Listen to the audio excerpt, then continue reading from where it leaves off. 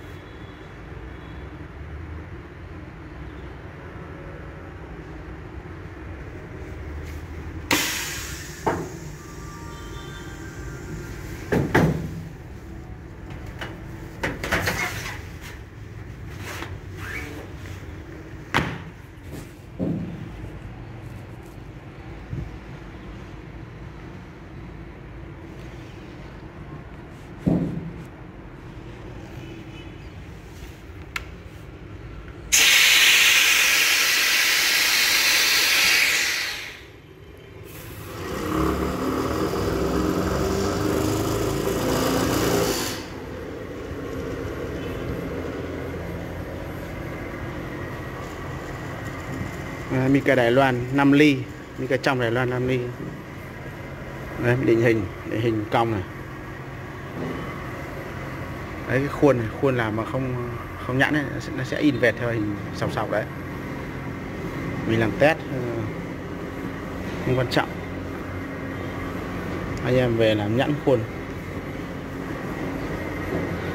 Đấy. Chờ đợi lâu thì ta lấy cái súng hơi ta xì để cho lẹ.